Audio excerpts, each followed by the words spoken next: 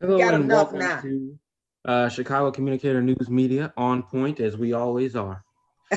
Today we've come to talk about first Juneteenth, which the Senate has just passed a bill making Juneteenth a national holiday, and this is long overdue. It's been a national holiday in Texas since, or for years. We will come to talk about the mass shootings, and it was on the weekend. In 6 hours, that's a quarter of a day. There were four shootings in four major cities across the United States, Wow.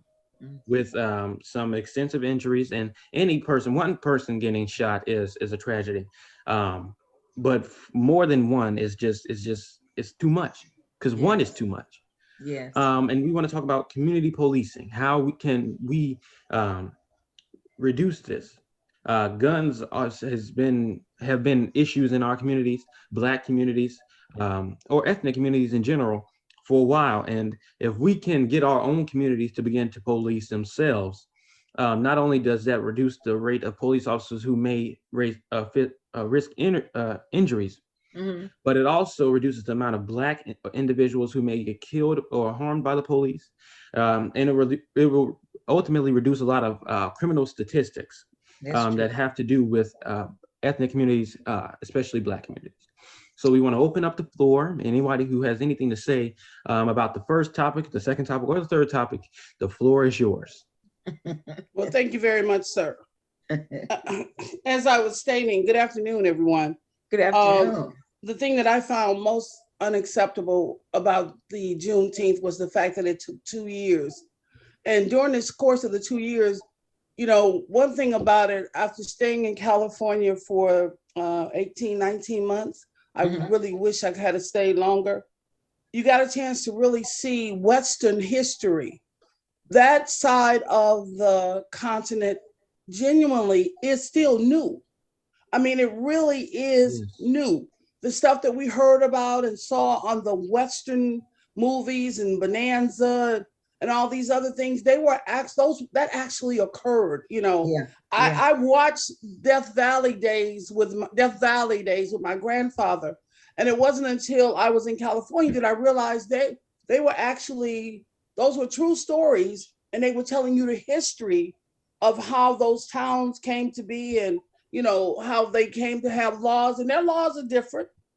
Their laws are very different, and they look at things from a very different perspective than what we do here in the Midwest or in the East. Hmm. And there was information that went forward. California was very much aware that the Civil War had ended. So you wonder, again, like TJ talked about, it was about money. It was for capitalism. It was why that information was not shared Yes. in Texas, Yeah. and why they continued with slavery an additional 2 years. 2 years is a long time to still. I mean, once you've been emancipated, I mean, and again, it was everywhere. It was everywhere. Yeah. Um, and you just said that was so criminal. And the other thing that bothers me, we have been celebrating Juneteenth. When I started with Jesse Brown, well, it wasn't even Jesse Brown. It was still called Westside VA, Hmm.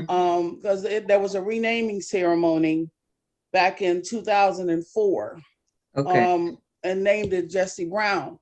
But the crazy thing is, we had been celebrating Juneteenth there, and we started celebrating it in 2001 when I came over from Hines.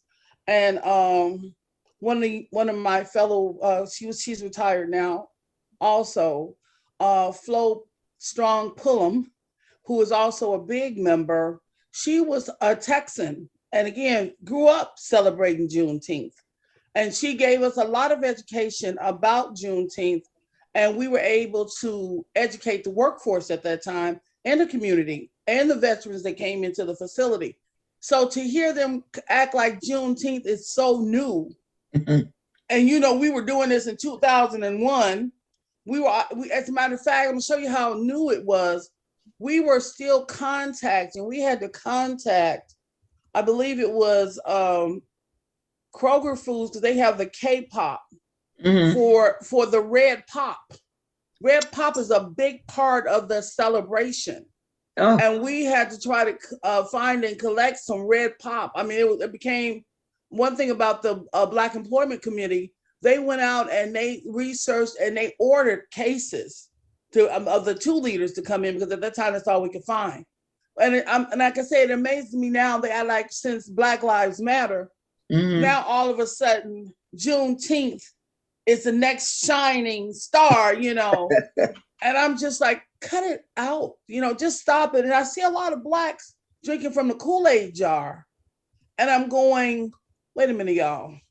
If we don't know our history and we don't know where we came from, especially at our age points, I mean, I'm telling you, anybody from 10 on up to 90, shame on you.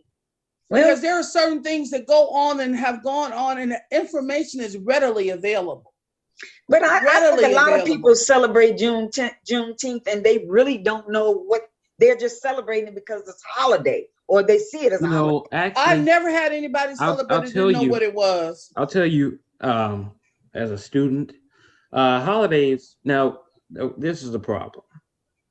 Holidays are usually, federal holidays at least, are usually accompanied by a day out of school. Okay. So it's not equated with some symbolic meaning of a day being designated to this reason. That's all I'm saying. It's really just equated to being a day out of school. Yeah. And that's why we keep pushing for MLK Day. It's not to be just a day off. Yeah. We keep pushing for that. What we see in school is by Juneteenth, the school year is getting ready to end. So teaching curriculum is starting to come to a halt. Okay. People are not teaching as much as they were in May or March or months prior to the school year ending. Because even if you say, for instance, summer school, you only go to summer school just to make up for the class that you did not pass in the regular school year. You don't go to learn in summer. You just go to make up for a class that you don't let this air. I like that description. So it's you're not learning about it, and it's on the parents. And I'll tell you, it says that in the late 1970s, and this is actually 1976 can be considered the late 1970s. The bill to make Juneteenth an official holiday in the state of Texas was introduced. Okay. It was reintroduced in 1979, and then finally passed in 1980. Okay. Now that means that bill has been introduced three times into the Texas state legislature. Because if it did not pass in 1979, that is one annual session.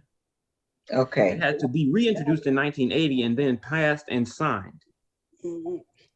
That means that 3 attempts to pass this, that's Texas Republicans for you. It's Texas Republicans for you. But anyway, and then we don't even know how many times it was introduced into our federal legislature. That's true. Before our Senate majority leaders, because we've had a Senate majority leader that was a Republican for the last, I believe, maybe 4 years? So, and then the House was also Republican from 2019, or 2017 to 2019. Well, and they determined what hits the Senate floor. Correct. Luckily, we have Senator Chuck Schumer, Democrat, Senate Majority Leader, who decided that this bill would go to committee, and the committee would pass this bill and let it go to the floor. All right. And so the Republicans can save face and get the black vote. Maybe they just went ahead and voted for this bill. So we have to really get the intentions of voting for this bill. Did you vote for it because you believe in it, or did you vote for it because you want to get that vote because your election is next year? Aha, that's a good question. What say you, Grady? Mr. Grady. Oh, you have to unmute. Yeah, he's muted. Yeah, he's damn. That's all I can say. He's on point. He's on point. I mean, he's watching. I mean, he's paying attention. He's paying attention. Okay. I'm impressed. I mean, but when you look at like when I was in Springfield Tuesday, and they talked about the legislative process, and I said, oh, so the sausage making, because making sausage is not a pretty thing. I mean, we end up with a hot dog, but we don't see the actual process of it becoming a hot dog. Right. So he's basically telling us about the legislative process, and he's like razor sharp with it. I'm like, damn. So, but we have to, but like we say, we have to. You know, you got a lot of people out here talking about they in politics, and they've been bragging about they've been in politics 30 years. And I said, okay. I mean, what was your legislative? Have you ever been a part of a legislative team that tried to get some legislative passed in the House, Senate, whether it's the county, whether it's the city of Chicago, that benefited Black people? And most of them can't. They'll talk about some general stuff, but I say that's for everybody.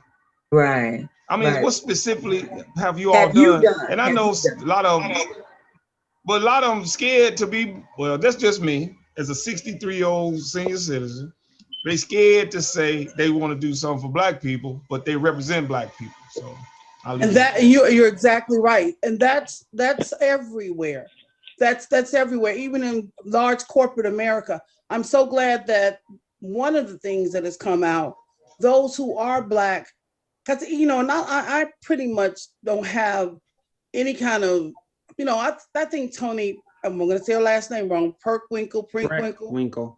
And again, yeah. I pretty much, I've seen Tony from being alderman all the way to what she is now, board president. And I have never seen her. I saw her on television last night talking about Juneteenth and the fact that it was about time because, the county had already passed it.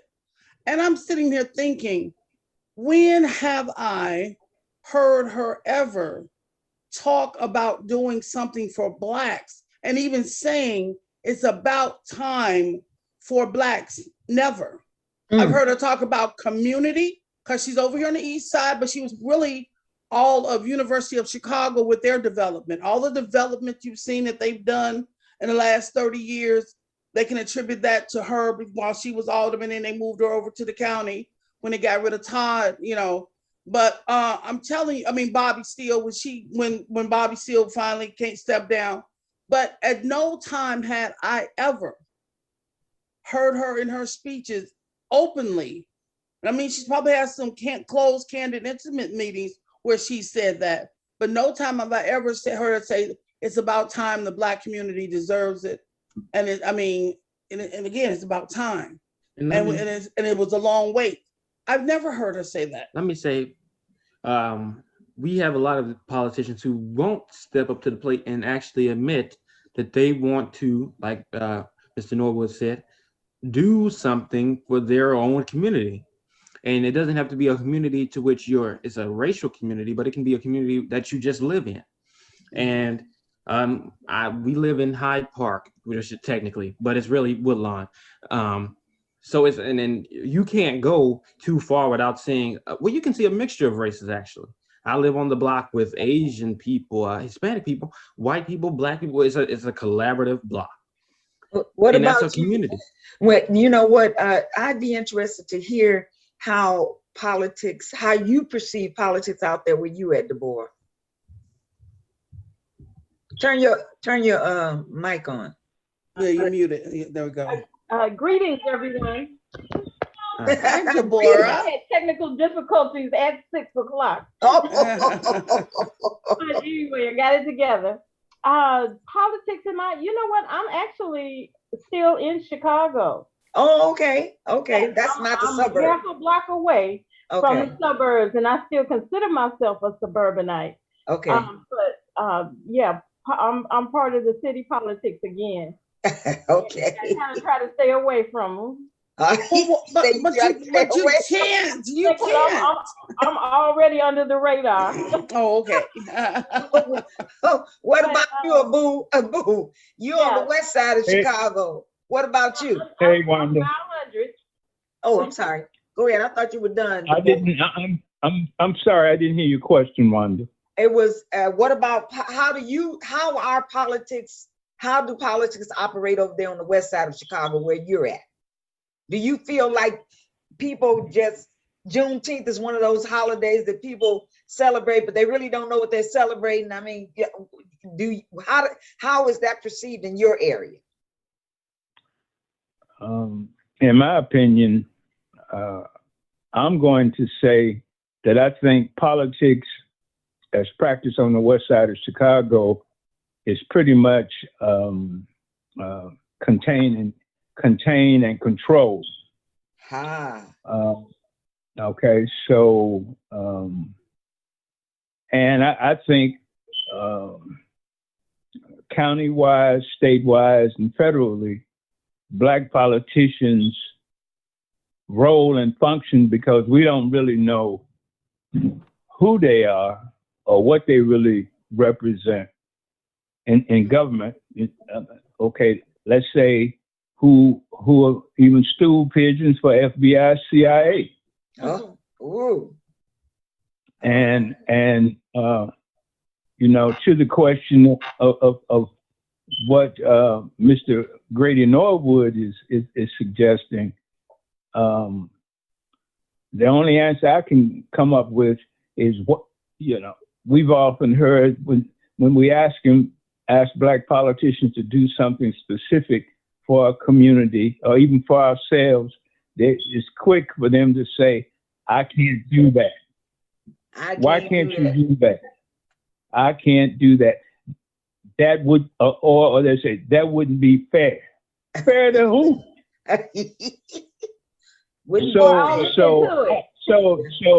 So I've humbly come to the conclusion that their politics and them accepting white money, their job is basically to control and contain us. Well, it seems that way, that it seems like politics is the way that we divide the economic pie of the world. You know, I want to say we have, and there are various definitions to what you consider to be politics. There are what you consider to be politicians who do for self, do for themselves, do only for their own gain, and that may not be proposing bills that make tax exemptions, but just think about the fact that some politicians really can't even you can't civilly sue a politician, right, for something that they may have done to you, that on the federal level at least. You can't sue a senator for for breaking a cease and desist order because they're a senator. They have that qualified immunity. You can't, and that's what I'm talking about. That politician that serves themselves when they hit the Senate floor or the House floor. That's just like the police, that you can't sue them because you can't sue them for personally affecting you. Exactly. Or you can't sue them personally. You can only sue the department. But you can't sue the person. And then you have that's why they do what they do. You have the politicians like Bernie Sanders, who've been steadfast in their beliefs for the last 40 and 50 years. Bernie Sanders in the 1980s, well, actually late 1970s and early 1980s, was mayor of Burlington, New Jersey, and said the same things that he says now. That he's a socialist. He fights for everybody having the same thing. He told a kid, even, and this is one of the most controversial things he's ever said. He asked a kid, "Do you want to go to college?" Kid said no. He said, "Well, that's a dumb summation because college is the only way that you'll make it in America." Bernie Sanders has said what he said. He's ran for president so many times. Even when the man had a heart attack, he was out the hospital and still campaigning for the office of president. All right. Then you have the politicians who like Bernie Sanders, but are not like Bernie Sanders. Bernie Sanders is mainstream. You have the politicians who propose these bills. They get shot down because they don't have enough political stamina, enough political backing. They don't have the backing of their political party. Mostly they're independents, or were just put in those seats as placeholders. Or just ran for those seats to get a congressional majority. They're not really there to make a difference. They're only put in those seats to make that political party the majority. That's true. That's true. Look at Joe Manchin, a Democrat that said that he does not agree with the Democrat voting bill to ensure that Democratic voters are not discriminated against in the 48 states that introduced voter legislation bills or voter rights abuses. All right. Go ahead. I'm sorry. That's all. We got somebody else. We got Miss Levette. Okay, Brian, we haven't heard from you. What's say? Hey, how you doing? How you doing? All right. Politics. There are some politicians, black, white, Democrat, Republican, who I do believe want to make a difference. But like you said before, Training artist, but just TJ, just TJ. TJ, they don't have the backings of the right people, of the powerful people, the special interest groups. And like you said, Wanda, also too, politics is a way of dividing people. Yep. And I heard something the other night from Anthony Scaramucci. Where he said Obama unintentionally, perhaps, created the divide before Trump. And how did he do that? Because Obama tried to do a lot of things, really meaningful things for ordinary people, middle class. Okay. And Biden's getting in office doing exactly what some of us black people really need. Okay. So as far as I'm concerned, Biden is continuing the Obama agenda, and he can do it because he's white. Yeah. Obama couldn't do it because simply because he's black, and there's some persons like McConnell, Senator McConnell, who says he don't want to help no black person just because they black. Oh. Well, also we have to remember. Hey, Abu, can I just piggyback on what you just said? Now, McConnell is clear. He on some whatever, I'm racist white stuff, right?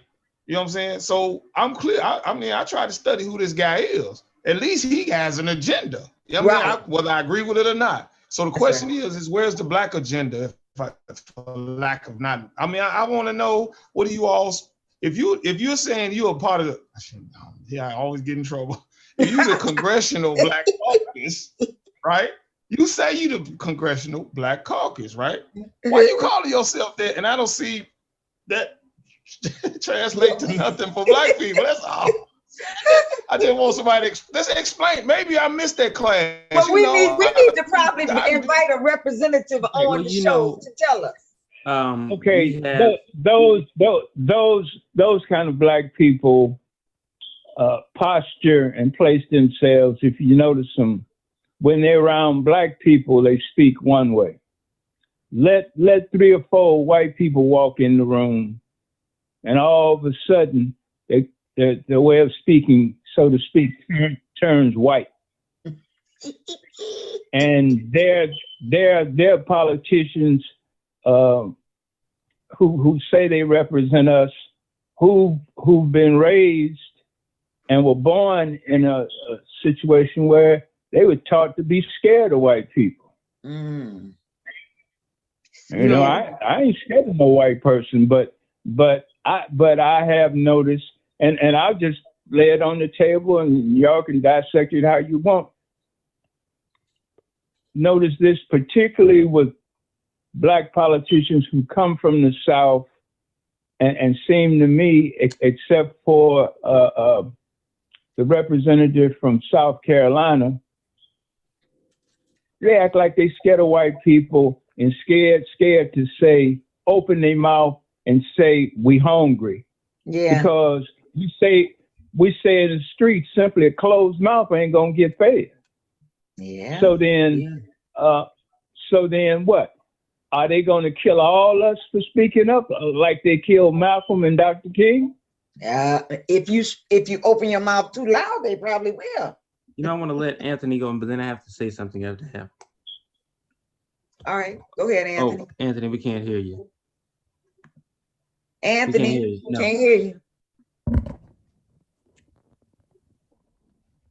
you. Is he still there? Yeah, here he comes. He's probably muted.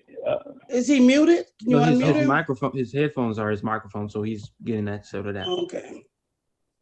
So y'all- Abu, Can y'all hear the he's tax there? doctor? Yes, Yeah, we there can. he is. So do we give them an agenda that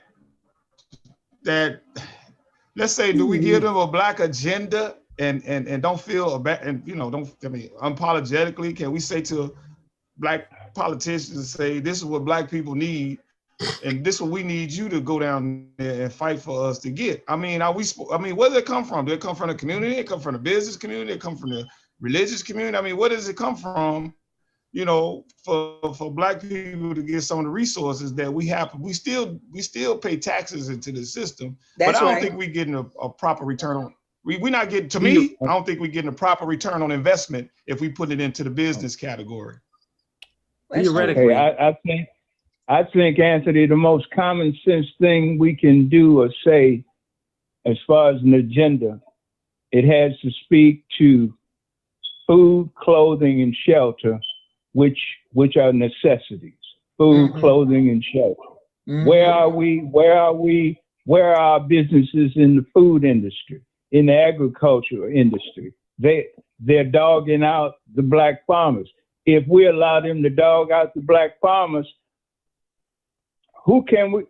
You mean to tell me we're gonna be relying on white people to feed us? No, we got to stop that. We got to stop we have relying to, on we have anybody. to look at. I mean, and if we don't provide shelter for ourselves, you mean we got to wait for the white trade unions to provide shelter for us when historically unions, white unions have always been born to put black men out of work? Because let's not forget, after slavery, black men were the top craftsmen in this country. Now, all of a sudden, 2021, we have no quality black craftsmen across the country, and then we're breaking our neck. And then we're breaking our neck. To join something that we know is going to fight us tooth and nail. Why can't we develop non-black unions construction? Because look, the curriculum that the white trade unions use is the same curriculum that's designed by the Associated what's that grade? ABC, Associated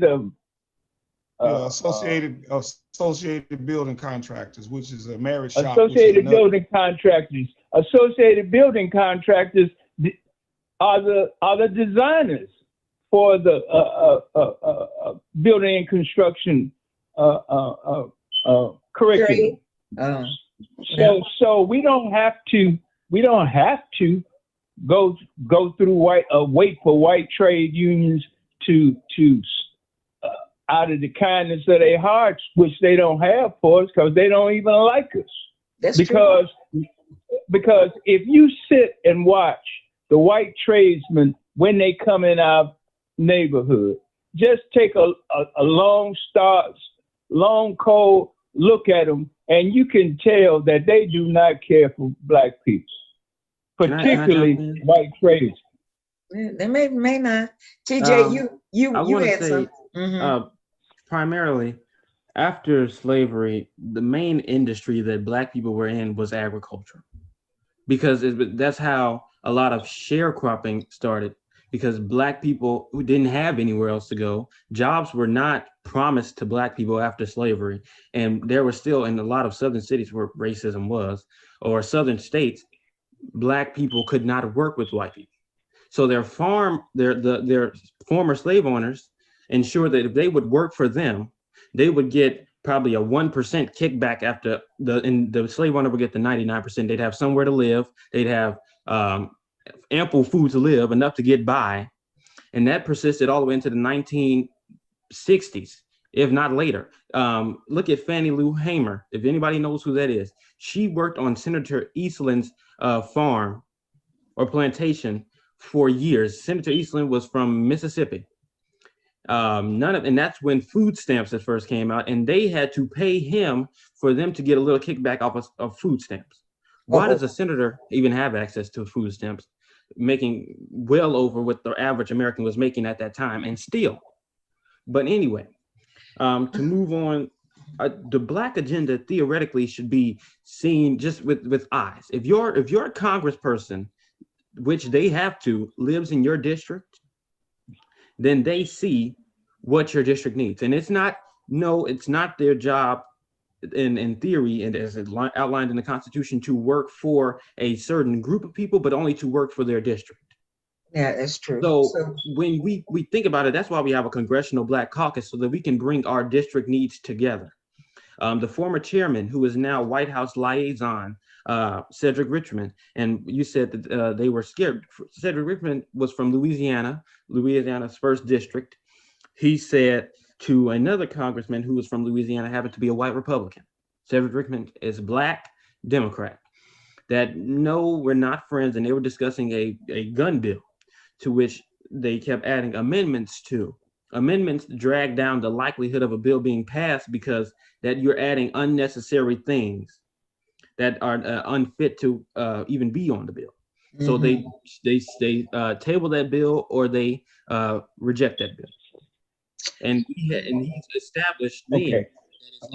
Okay, but TJ, I have to differ with you to the extent of your suggesting that the only jobs that Black people had were no, not only, just the majority, because the majority of them could not go into the local towns and get jobs that white people could afford to them, because those local people, those local business owners who were successful, it was mainly business owners who were racist or slave owners, or had an issue or had a like for slavery. More lower class, poor white citizens during the time of slavery disapproved of it, because that's a societal or a societal class system thing. Slavery shows that you are the upper class, the higher class. If you had slaves, you had money to take care of those slaves, and you had a plantation. If you didn't have slaves, you didn't really have money, unless you just made a choice as a rich person to not own slaves. Let's let some other folks have some input. TJ, go ahead. I have a question for you, TJ. What was the name? You said, what was the name of the senators that had access to food stamps? I think that was Senator James Eastland from Mississippi, if I'm not mistaken about his name. James Eastland?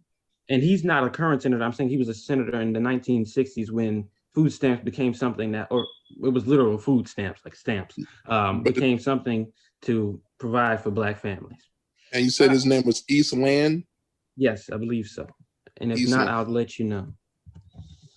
Levette, we haven't heard from you this evening. What say you about politics on the west side of Chicago? Hello, everyone. How you doing? Hi. Hey, Levette. Well, let me say that unfortunately, the politics of the West Side has survived for many years. And as I hear folks say what it is that they are doing, I think it's more of what we're not doing. Because there is a game that runs across this city that the majority of the people who don't vote allow a very minimum amount of people to continue to get their person in office. So it is a formula that's used across the city, particularly on the west side and the south side, that keeps us in the position that we're in. So at some point, I think that we need to look at some new faces and see who's interested in saving our community. Because we have Black flight that's happened for the last 10 years that really has diminished our numbers. Now, one thing that just did happen in the city council is that there was some kind of vote to disenfranchise our communities by limiting the number of votes. I don't know exactly how that happened, but somehow our state government has sort of stepped up to the plate. And I think that they're making moves. And if we could get behind, or not even so much behind, but if we could get to know more about what our state representatives are doing, because Juneteenth was passed, other bills have been passed, reparations are being talked about right now. They just pushed a elected school council. Now, I'm not sure, I haven't really looked into the school councils, whether or not that's good or bad or whatever, but I know that this is something that the Black representation in the state is putting on the city. So it's almost like there's a check and a balance of the city that I've never seen before. So we need to get to know a bit more about what these, you know, these state representatives are doing, because they're making moves on our behalf. So that's how we do. We get behind and support those people that are making moves on our behalf, and those that are not, get them out of the way. It's just as simple as that. So until we get that energy to say enough is enough, to come to the tables, to come to the meetings, to support the efforts of those that are still in the trenches, because still most of the tables that are set in our community have just a few people at them. Okay. So we can talk about what it is we're not getting, but we have to talk about what it is we're not doing. What say you, Margot? Margot, you got to unmute your phone. Okay. Sandra, got to unmute your phone. Yes. Can I just Oh, kind of Margot? with Hello. that? Okay, Yeah. Margot. I just wanted right quick. Oh, go ahead. Before Margot come on, can I just kind of piggyback on what Levette just said? When you look at the West Side, you know, I'm born and raised. When I've been in this political stuff for, you know, all my adult life, if you want to call it that. But she was right. It's only been a 30% out of all the elections that I've ever worked on. We've never gotten past 30%, 32, less than 35% voter turnout. Where's those other people at that we need to try to communicate with, to try to get them to come out, to try to see if we can make a difference, to get those numbers up? So we got to figure out a way to get to these people. Yeah. Because I still believe, in my old wisdom, I still believe the people have the power. I still believe that. So. Okay, Margot, I'm sorry. I've been listening, and it's important to just, I've been looking at numbers, and he's absolutely right about the low voter turnout. And however, I look at other Black organizations like NAACP, those numbers are very low, very, very low. And I just wonder to just pull just the people that's in the committee, the next 20 people that you meet tomorrow until the weekend, and find out how many people are part of NAACP. Mm-hmm. How many people, our numbers are so low, it's embarrassing. So when we ask questions about why aren't we heard, we're not voting, we're not coming out, so we're not motivated. Mm-hmm. So the question should be asked is why? Aren't you participating in a nice, calm way waiting until it's 2 months or a month and a half before election time? Is to ask that question. I did the whole question in my family because my family happened to be a part of the NAACP monies that come from Langston Hughes. Mm-hmm. But he made sure when he was alive that every family member was a part of NAACP. I got an application in the mail, I think 6 months ago, and I'm guilty. I'm one of the ones that have not filled out the application to submit it. Okay. I'm not a part of the block club that's over here on Coles. We have no block club. So unless I become active and get out there, I can ask all the questions in the world, but I'm not a part. I'm not connected. As Jesse Jackson told me 20 years ago, if you're not part of Operation Push, you're not plugged in, you're not connected. So we can't give you what you're asking for, and you're not a part of what we're doing. Okay. That makes sense, I guess. Anybody? So in other words, we have 35% or 30% feeding off of the 100%. Mm-hmm. Yes, sir. And the 30% politics, to go back to your original question about politics on the west side and south side, I still submit is about control and containment. Mm-hmm. So then, for instance, Grady and I were talking the other day about there are persons in the business arena. Mm-hmm. And Grady and I have been out here pushing and shoving and asking questions last 30, 40 years Mm-hmm. about why things are the way they are. And you keep getting the same old answer. Look, all of us in third grade, you are asking 12th grade questions. No, you got to be proud to be 50 years old and still in third grade. Wow. So I heard someone say something, a commercial say something that said freedom has no limit. And I submit, anytime we're letting anyone control and contain our freedom, we're not free. That's true. I just want to say one little thing. Wait a minute. Because you guys keep talking about the 30% that are participating. The problem is, and I heard Margot say a moment ago, talking to these people before, someone else said talking before it's 2 months into the election. First of all, that is not the way it works with individuals. If these politicians, they have to have a courtship.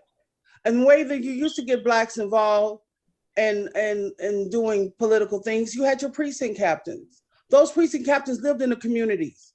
They were also, many of them were union workers. I come from a union family, all 275 of them. And one thing about that is they were also having their union meetings. They also were churchgoers. The church was very involved in what was going on in the community. One of the biggest things that I heard Hal Baskin and Shirley Coleman, one of the few things they could even agree upon was the reason why Inglewood went down was because Inglewood was a community of churches. It was through the churches that they elected Harold Washington. That was why they were able to keep it very quiet.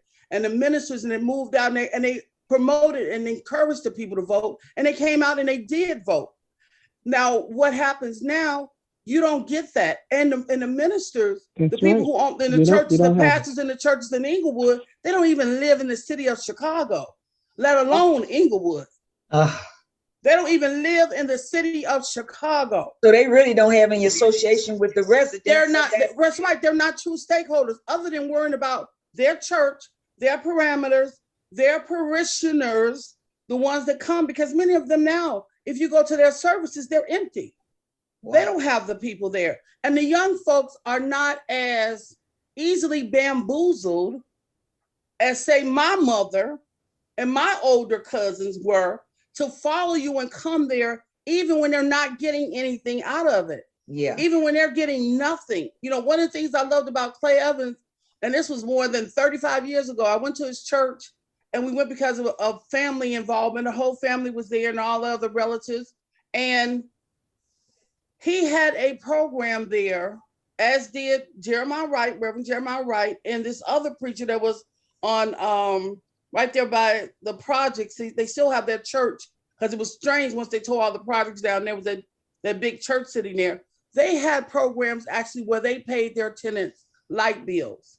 Wow. If you were getting in trouble with your light bill, if you were getting in trouble with your gas bill, they had a way to give those people monies. The way Clay Evans did his, you actually could come like you were going to your credit union or something, or to any other lending facility, and they would help you. They had them carry over with groceries. They didn't have to do these payday loan things that are going on.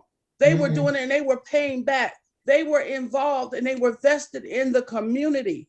The problem now, again, many of your politicians, and Mr. Norwood probably can also agree with this, and I'm sure the vet knows a few, Wanda, you and I know a few too, who don't live in the areas that they represent. They do not live there. They have not lived there. They have a house there where the mail comes, but that is not their residence. Yeah. And that is a lot, that goes on a lot here in the city of Chicago. Yes, it does.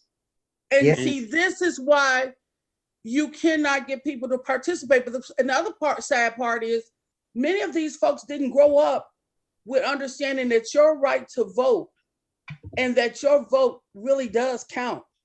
Because I don't care how much of a war chest that person may have. I don't care how much money they may or may not have. Rahm Emanuel paid people to vote for him. I just thought that was with that PAC. Paid people. And they gave, and Blacks voted for $50. I think the most I heard of any of them getting was $150. Okay. And those were in the what you call really knowledgeable areas where, and again, I don't know, I guess he just threw the money out there because again, for maybe there was some other personal stuff going on. But to vote for him, someone who did not care and did not even know what he was doing. That has to stop. Now I'm going back to this Black Caucus, the Congressional Black Caucus again, only because I'm federal, and I just think it's so unfair when people don't know how the federal side of things work. The federal Black Caucus has a policy, guys. It has a policy. That is the same policy that they started up with in 1971 when they got together. I disagree with it. I think it should be modified because it does not address the current needs of the Black citizens here in the United States. But and they have it kind of broad because they have education in there. But those were the things that were standing out that we were fighting for and where we were not getting good representation. And still, even when they said talking about eliminating health disparities, that has not happened because we all saw that with the COVID-19 vaccination. Exactly. And the fact that many in the Black communities, it was not available to them. And then we saw what Loretto Hospital did. They turned around and handed and sold theirs out to their friends and whatnot. So again, and also the company that was working for the board, the company that was working for the Board of Education did the same thing. This is the time when Blacks should have spoke up and spoke out, showed up, showed out, protested about this. They can still do it. Silence is a form of consent. That's true. The only reason why we got the verdict for George Floyd is because no one was silent anymore. The only reason they gave Breonna Taylor any money because no one was silent anymore. If you continue to sit here, I'm very disappointed in Chicago. That's why I keep saying, I don't even know why I came back here. We're just letting the city just implode. If you continue to sit here and do nothing and don't speak out, just like Anthony, Andrea, and even though like Anthony said the other day with Maria Pappas, and again, there's motivation why she's doing this because again, it looks really bad now that people can see everything. Yeah. When you look at the disparity in the taxes, it isn't just from taxation and education, it's everything, health. You know, we don't have even good clinics in the community. I remember once upon a time, we had neighborhood clinics and they were by the big hospitals, 3Cs, Mount Sinai, University of Illinois, University of Chicago. You know, they were out there. Mercy Hospital. Mercy wasn't always a facility in trouble. Mercy was a well-respected facility at one time. Yes. This is the kind of stuff. Trinity Hospital, who hangs on because of politics, and sometimes by a thread. They have a really weird way of how they do business, because the doctor you go see in the clinic is not the doctor you see when you're hospitalized. I think that's crazy, but that's how their business plan is. But if we continue to sit and do nothing and say nothing, because complaining to ourselves and not being out there and not being sometimes in those politicians' face, giving them the answer, but go to the right politician. You can't go to Senator, Congressman Davis and talk about the cracks in the street. You cannot go to one of your senators. I can't remember anybody, and we've interviewed 4 of them. I apologize. We cannot go to any of the state senators or state representatives and talk about a federal issue or what's going on federal property. I had a 1-hour-long conversation informing a person that she couldn't get mad at the mayor of Broadview because of what was going on in Hines, VA. You're talking to the wrong person. And if that's the first thing, I think it needs to be education, participation, and continuous involvement. I agree with the young folks. Don't just show up when it's time to vote. That's right. People have needs 365. That's right. And if you don't mind me adding, one thing that we have to do is we can't teach pick who you have available to pick. If you don't like the candidates, you should run. Especially if it's a congressional seat or an aldermanic seat, or even if you live in a city with a school board. Run for those seats, because if you don't like the candidates, you'll never be content with what they're doing or happy with what they're doing or approving of what they're doing, because that's not who you want to represent you. If you Wanda, you had a brother on that runs all the time, has ran for alderman. I know. Was it Eddie Johnson? Eddie Johnson has ran 1,000 times for alderman and state representative over here in the 16th ward for different stuff.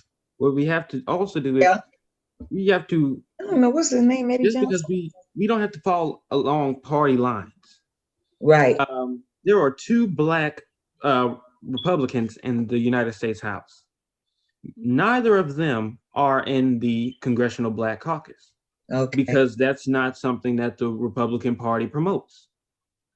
So because your party does not promote you being in a caucus to support Black people, you've made up in your mind that you're not going to. And so you don't have any are you saying that we don't have any Republican representation on the Black Caucus? In the Congressional Black Caucus, there are no Republicans. Oh, wow. I didn't know that. Did you know that, Grady? Did you know that, Anthony? Yeah. They tend to be a so-called Democratic Black Caucus. Well, let's do this here. Can we do a little deep dive into they got this little no, it's not a little reparation. They call it HR 40, which is a congressional piece for reparations. And that's just a study. They can't even get it out to the committee. But the Democrats control the House and all those committees. So I'm just asking a question. Okay, we have the numbers. Why we can't Sheila Jackson Lee, who's on that committee? Why we can't get HR 40? And people question, it's whether or not it's a real bill. A lot of but it's still that's something that, sometimes committees intentionally don't let bills hit the floor until they can whip enough support for that bill. Because if it's all Democrats voting in favor of a bill and no Republicans voting in favor of the bill, they know by the time it hits the Senate committee, it'll pass. But when it hits the Senate floor, they're going to filibuster it and they're going to reject it. And sometimes they just hold it. They've been holding bills from reaching the Senate, Democratic bills from reaching the Senate, because they were going to get shot down and they'd have to reintroduce those bills months and months later. I'd like to just interject that Juneteenth became a national holiday today. So they did come together, and white folks did something for Black folks. So, we got to give them. Now we just need to go and see how those dollars that the state is setting aside, which some of the representatives said that it's going to be for housing, for social justice, and for health. And so we, as the constituents, we've got to find out how to access those dollars without jumping through 9 hoops. And then the 10th one, they tell you you don't qualify. And then those dollars wind up going back into the general fund because they couldn't give it away. Those are the kinds of things that we really need to look at, because a lot of dollars do go back into the system because they create a system to avoid us from even receiving funds. And then that's when you have to file as Black. You can still file and say discrimination when it comes to getting services. They have policies, and even if they have a policy, a plan, or a design to implement something, if you see that it is discriminatory in nature and deliberately keeps Blacks or women or seniors from participating or being able to receive those dollars because of that plan, that process, you still get to file and say it's discriminatory. And that is how you get that addressed and changed immediately. The EEOC does more than work-related discrimination. They handle all forms of discrimination. Oh, and that is something that many people, especially Blacks, don't do. Blacks will not do it. Asians have done it time and time again. Many women's groups, they have done that because they will do something else. Say, wait a minute, this discriminates against a woman. The LGBT community has been coming out with both barrels at them because many of the things that they have in place are not inclusive. And it does make it hard for anybody because of their LGBT status, the LGBTQ status. Because of that, they do not get processed. And if you can't give another business reason, discrimination, we got to be made aware of. Yes. That's what the piece is missing. Yeah. Before you get to the end of the road or the middle of the road or wherever the block of the road, folks are not being made aware of. I said education earlier. You got to educate the folks. And you have to, before you put your support in a bill just by the name, we don't know the bill. A lot of people don't know that HR, which stands for House Resolution 475, was the bill, the short title, Juneteenth. A lot of people don't know that. And a lot of people don't know what the bill even says, besides the fact that Juneteenth will be made a national holiday. And that's another thing that they don't even know why. They attach other things to it, although they're telling us about Juneteenth. Right. See what else was passed with that bill. And there's always an underlying agenda. There's always some extra. And that's why you have short names in legislation. When you write a bill, you have to make sure that you include a short name for it to be known as. But like HR, what was it? 40 reparations is what you know about. But then you go and say that reparations is only eligible to people in the first and second tax bracket. Yeah. And there's 6 tax brackets. That means that in turn, there's a huge amount of people, a huge amount of Black people who are not in the first and second tax bracket that won't even receive it. Exactly. So then you have to go and really do your research before you can support a bill, before you can urge your state, federal, or city or local automatic representative to go and support that bill.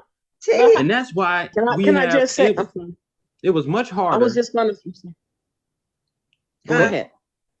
I was just going to say Trump signed off on the 1619 bill for 400 years of our incarceration,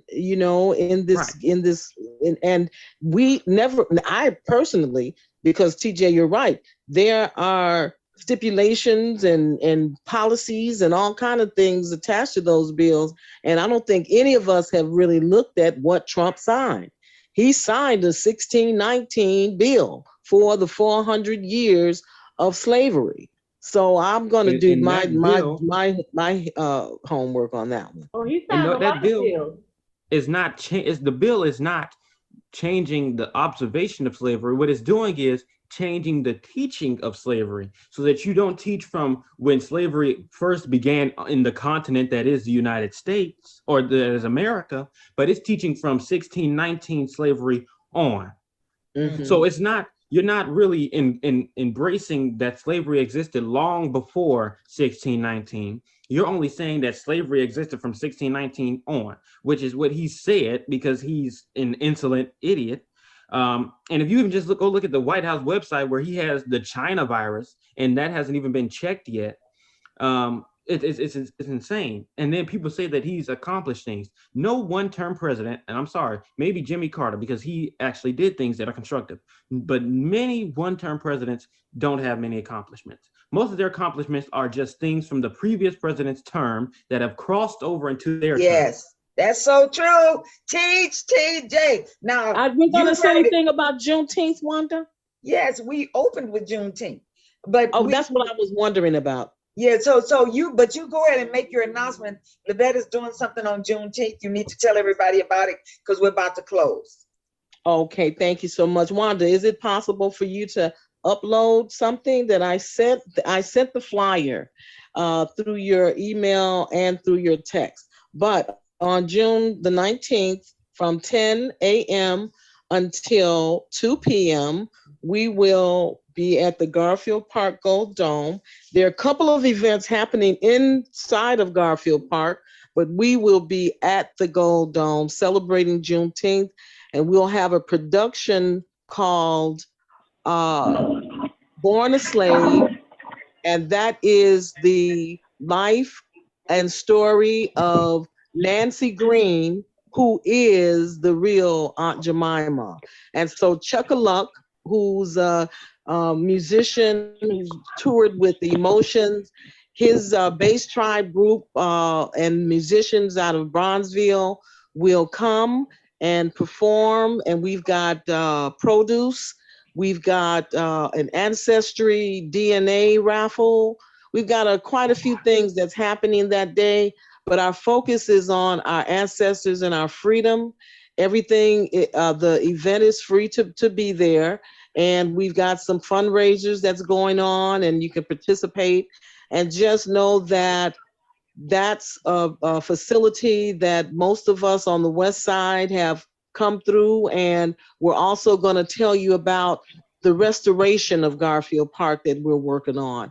So anyone that wants to come and see what we're doing and restoring the park and some other programs that we're initiating. So thank you so much. I appreciate it. And I hope to see you on Saturday at the Gold Dome. We begin at 10 a.m. and we continue to 2 p.m. You heard it here on Chicago Communicator on point. And I'm sorry, Wanda. And one other thing, a young man by the name of Zeke Lakai, who's been on Good Morning America and Jimmy Fallon, Stephen Colbert, Jimmy Kimmel. He's going to perform as well. And Rolling Stone said he was as good as Jimi Hendrix. So he'll give you a little Jimi Hendrix on that day. And we hope that you come out. Thank you. Wanda, this is Yes, Travis, the tax doctor.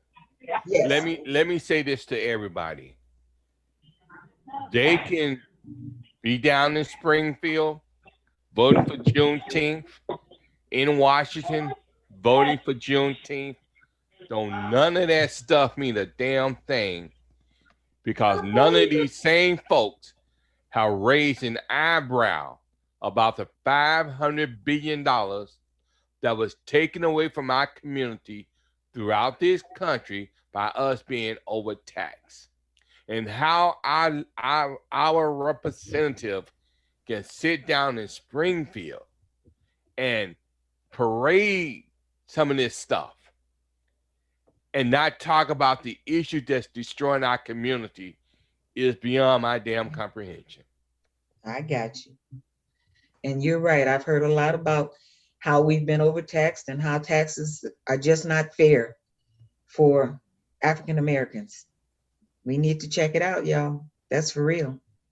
So I would like to end on the note that I still would like everybody to come out and enjoy Juneteenth with us And Anthony, you come too. Whatever they're doing in the state, it doesn't take away from the pain and suffering that our people went through during that time, because really a holiday doesn't have anything to do with the history. So we're focusing on the history, not legislation.